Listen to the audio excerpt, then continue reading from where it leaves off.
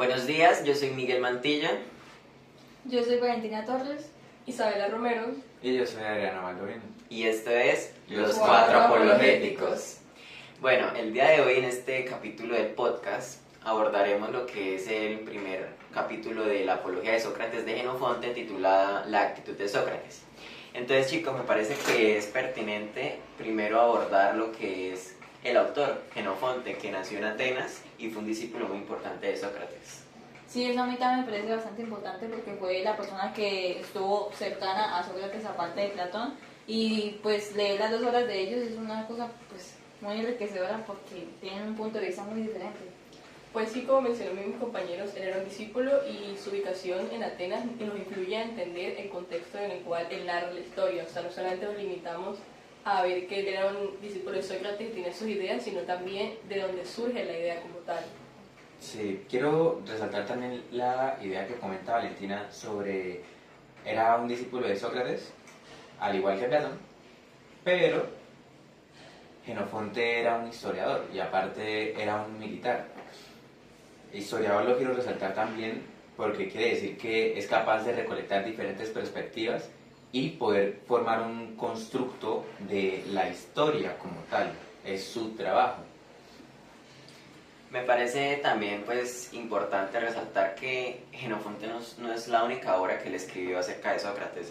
Él escribió muchas otras obras políticas, filosóficas, económicas, como El Banquete, que también es muy importante y también representa esa misma actitud de Sócrates, que más adelante abordaremos mejor en el video. Bueno, lo siguiente que me gustaría plantear es el contexto, ¿no? El contexto donde ocurre, donde se sitúa la historia, donde pasa todo lo que consiste en el juicio de Sócrates y eso. Entonces, pues algo importante es resaltar lo de la batalla de Peloponeso, ¿no? Que fue entre espartanos y atenienses, y pues en ese entonces hubo una crisis bastante grande en Grecia. Y pues en ese entonces las personas que iban en contra del gobierno también eran muy rechazadas socialmente. Sí, porque pues Atenas, como usted dice, entró como en una crisis por culpa de haber perdido ante los espartanos, creo que había sido. Entonces, esto impuso como una democracia ya no participativa, sino una Más democracia, totalitaria. sí, más totalitaria, desigual, que pues de todas maneras terminó afectando también a Sócrates.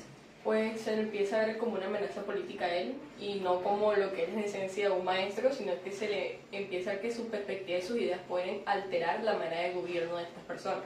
Exacto, la misma forma de ser de Sócrates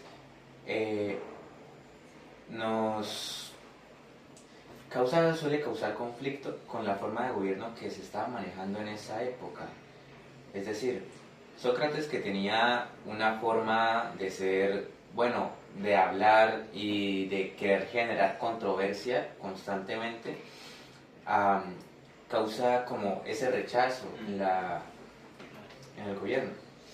Sí. Algo también importante resaltar es que Sócrates planteaba también una idea de divinidades distintas a los dioses que ya existían, ¿no? A los dioses que eran parte de la religión politeísta de Grecia.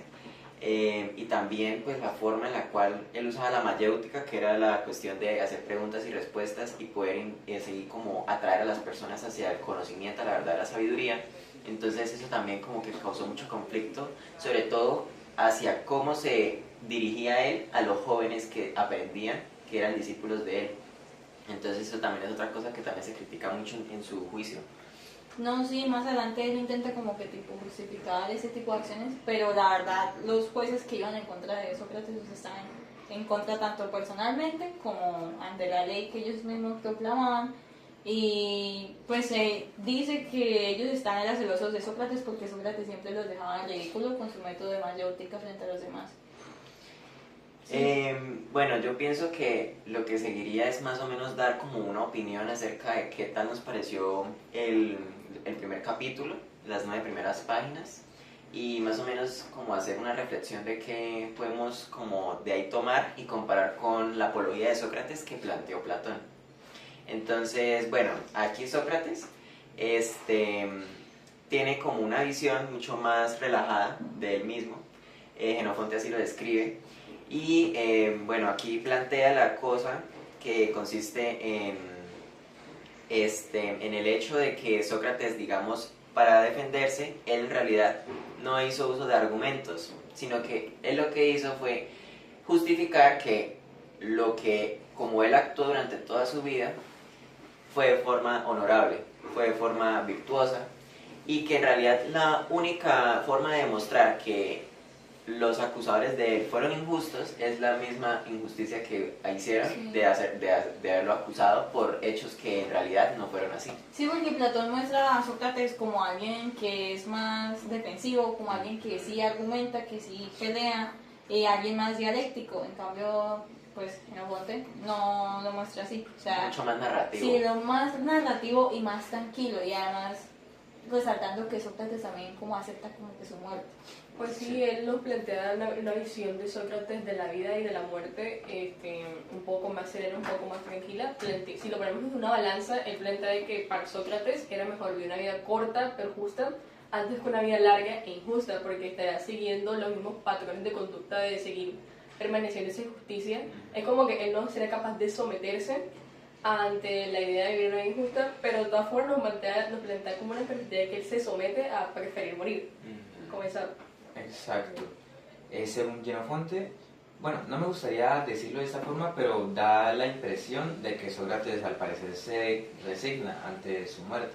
Y no se resigna en el sentido de, ay, no, va a morir, bueno, echémonos a morir. No, más bien como de, ok, voy a morir y probablemente sea por mis ideales, pero tampoco tengo nada que demostrar. Ya toda mi vida ha sido prueba de mi propia defensa.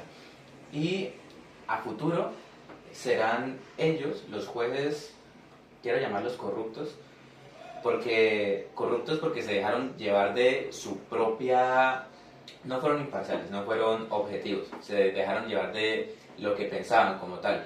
Entonces, a futuro, es decir, en la actualidad, vemos cómo fue injusto el juicio de Sócrates, cómo se le recrimina por algo que básicamente lo que estaba haciendo era querer buscar más conocimiento, querer buscar la verdad, por así decirlo. Era su trabajo, es un filósofo, y se le recrimina por eso. Aunque también quiero resaltar una diferencia con, bueno, lo que veníamos hablando sobre las diferencias con la apología de Platón. Platón lo resalta de forma más pasional, sí, lo muestra de una forma más pasional, más dramatizada. Un Sócrates que, como el típico hijo contestón de la mamá. Exacto, más altanero. Entonces, y esto mismo es también lo que no le gustaba a los gobernantes, a los sofistas que iban en contra de él. Entonces eso era como lo que los ponía, digamos, en una situación de conflicto constante con Sócrates. No, sí, también cabe resaltar que los amigos de Sócrates intentaron salvarlo de esa muerte. Ellos ya le tenían como un tipo de escape hacia otra ciudad, y Sócrates resalta que la muerte existe en todos lados y que él prefiere morir así, con honor, y no volverse viejo. Sí, la versión de Platón se le da como esta perspectiva más idealizada del típico filósofo que da la vida por la verdad, que prefiere, o sea, como que lo pone como un pedestal, se puede decir. Un mártir de la filosofía. Un mártir de la filosofía. En cambio, pues Jenofonte lo pone de una manera más realista y como que podemos ponernos en la posición de él de una u otra manera, como que más tranquilo o una persona con ideas más racionales o menos pasionales, como dijo mi compañero. Bueno, y ya lo último es, me gustaría escuchar los chicos las conclusiones que llegaron de este texto y cómo se podría, digamos, acercar a lo que nosotros somos, estudiantes de Derecho, cómo se podría aplicar en la actualidad. Bueno, tomándolo desde la vista del derecho, a mí me parece que podemos ver cómo la ley no todo el tiempo es justa o no todo el tiempo se aplica de la mejor manera, y que también puede utilizarse por medio de emociones como el odio, la envidia, el resentimiento. Y pues eso nos hace reflexionar sobre la justicia y la democracia, que por ejemplo hoy en día también podemos vivir y podemos ver esos casos. Sí, yo quiero verlo más desde el sentido de cómo ha evolucionado el derecho hasta ahora. Antes tomábamos en cuenta los juicios de los dioses, antes tomábamos en cuenta diferentes leyes que pues a lo largo del tiempo han ido evolucionando. El derecho mismo no se queda quieto, evoluciona, evoluciona. ¿Qué más quería decir? Los jueces nos sirven como ejemplo de cómo no debemos actuar, de cómo debemos centrarnos en la objetividad y la imparcialidad. de cómo debemos acogernos a la ley que ya tenemos, que en este caso, por ejemplo, sería la Constitución o las normas ya jurídicas establecidas, y atenernos a eso. Bueno, como dijo mi compañero con respecto a los jueces, yo creo que el libro nos enseña a tener buenas capacidades argumentativas como futuros abogados. O sea, a pesar de que Sócrates no estaba como al pendiente de justificar ante los jueces por qué él actuó de esa manera, pero sí es como un molde de cómo debemos actuar como futuros abogados, dejando a un lado nuestra perspectiva de lo correcto, sino de lo que es bueno en realidad y de lo que es justo. Porque si seguimos rigiéndonos como hicieron estos jueces desde la perspectiva de la envidia o que estaban celosos de Sócrates, no vamos a poder ser objetivos, vamos a seguir permaneciendo estos ciclos de violencia en el mundo. Porque a pesar de que esto fueron hace un montón de años, hoy en día seguimos actuando de la misma manera de una u otra forma. Y pues aquí la cuestión es que muchas veces nos dejamos llevar por las pasiones, ¿no? Por las emociones que tenemos y no usamos la razón. Y precisamente la ignorancia es lo que muchas veces mantiene el poder tirano en la cima, porque nosotros nos consideramos inferiores a ellos o no ponemos en tela de cuestionamiento todas las acciones que hacen las personas que muchas veces, digamos, tienen actitudes que no benefician a nadie y que en realidad se dejan llevar, como bien dijeron nuestros compañeros, por la envidia, por el odio, y que emociones. sí, claro, y que digamos, buscan reprimir o buscan silenciar, digamos, otras opiniones, otras perspectivas que pueden ser, digamos, contradictorias, pueden oponerse al régimen que ya existe y que pueden ser revolucionarias, ¿no? En un futuro. Sí, supongo eso también hace parte sobre el por qué se le odia a Sócrates. Él cuestiona el gobierno. Bueno, no lo cuestiona directamente, pero sí la forma de actuar de él, sobre todo en la mayéutica, es cuestionarse, hey, ¿usted por qué cree eso? ¿Por qué cree que debemos hacer esto o esto otro? ¿Por qué? ¿Por qué? ¿Por qué? Eso nos lleva al cuestionamiento del gobierno y también a la evolución del derecho. ¿Por qué se le debe sancionar a alguien por algo que hizo? ¿Qué sanción se le debe aplicar? ¿Se debe usar la ley del ojo por ojo? ¿Por qué se justifica eso? Yo supongo que, afirmo que la forma de actuar de Sócrates, la mayéutica, es como un legado que nos ha dejado. Es como una forma de actuar en base a la cual deberíamos formar conocimiento en nuestra vida y a la vez cuestionarnos dogmas que nos hayan implantado desde pequeños. Yo creo que desde bien pequeños en la educación se debería manejar la mayéutica.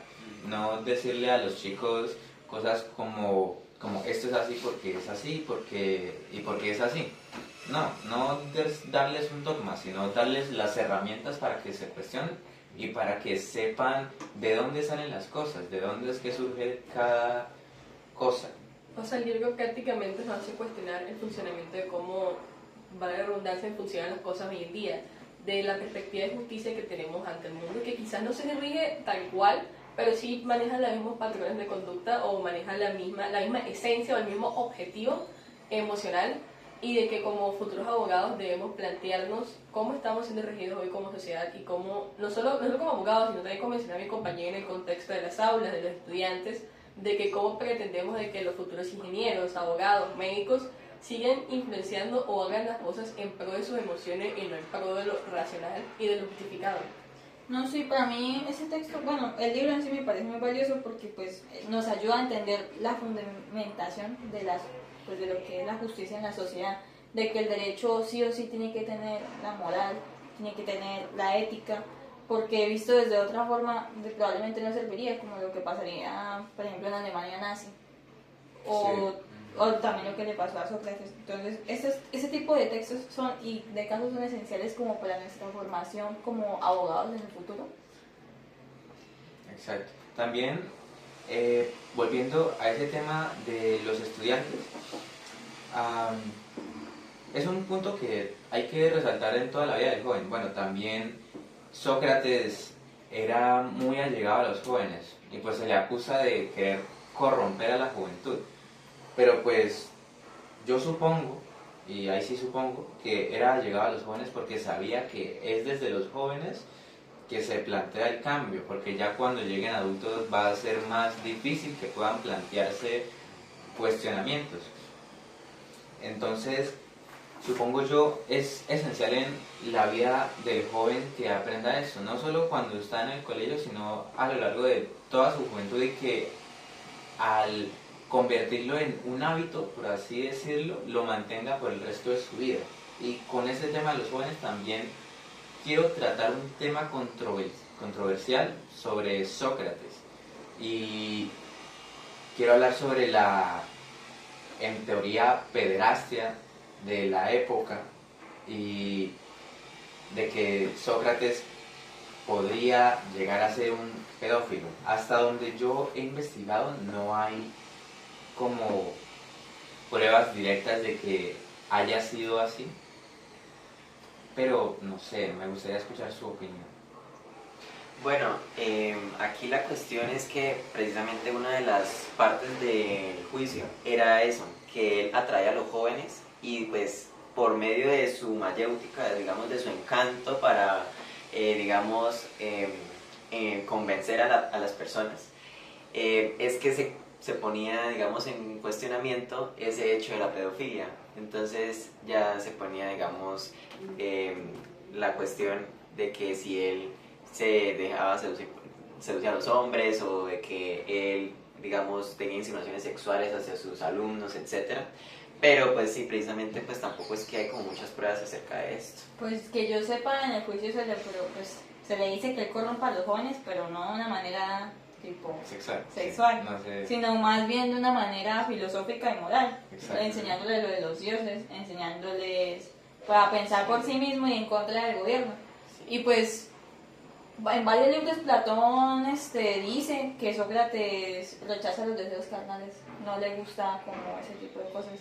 Entonces, pues yo creo que se toma más como desde esa perspectiva, como más desde lo político, a como más desde lo sexual. No, y de todas formas, en la antigua Roma, pues eso era muy normal. Era muy normal que los hombres se acostaran entre sí. Exacto. Bueno, eso me hace pensar de que como sociedad siempre intentamos corromper o dañar la visión de otra persona con acciones moralistas o con, no sé, intentando intencionar el punto de que Sócrates lo están cuestionando de una manera injusta, como tapando eso con otro. Y siempre hacemos eso, como que queremos juzgar a una persona ignorando el punto inicial y como poniendo otras cosas. Y siempre terminamos haciendo eso, es como un patrón de conducta que llevamos haciendo millones de años y como abogados debemos de romper. Claro, o sea, empeoran las cosas, ponen cosas muchísimo peores para que uno se ponga en contra de la persona, digamos, sí. Se o sea, desvía el punto inicial. Sí, se desvía del punto inicial. O sea, digamos, empieza con la parte, digamos, de lo filosófico y pasa ya a la parte sexual, carnal, etc. Sí, prácticamente se crean chismes. Sí, y claro. Eso de los chismes me recuerda a cómo surgió el lenguaje. En el libro, sé que ustedes lo han leído, el libro de Sapiens, de Yuval Harari. Cuando trata, al inicio del libro, cuando trata de cómo surge el lenguaje, cómo a través del chisme es que logramos concretar... Una unificación, en esencia. Claro. Exacto. Entonces, cómo a través del chisme, esencialmente se evoluciona el lenguaje, y pues es prácticamente a través del lenguaje que logramos llegar, bueno, primero como a un control de la conducta humana a través de la religión, y luego a un control de la conducta humana a través del derecho. Sí, quiero resaltar esa evolución desde el lenguaje, desde cómo el chisme se conecta con el lenguaje, para a su vez poder ayudar a la evolución del derecho. Claro, entonces ahí inicia ya como el interés por buscar información real y, digamos, interesarse por las relaciones sociales que existían, ¿no?, en ese entonces. Bueno, chicos, yo pienso que ya pues es el momento de ir terminando este video. Entonces, pues la verdad fue un gusto haber compartido las ideas con ustedes. Igualmente. Espero que en algún futuro, yo creo, vamos a volver a grabar otro video para este podcast. Ojalá. Los 4 apologéticos. Entonces, pues nada, hasta luego, muchas gracias. Adiós.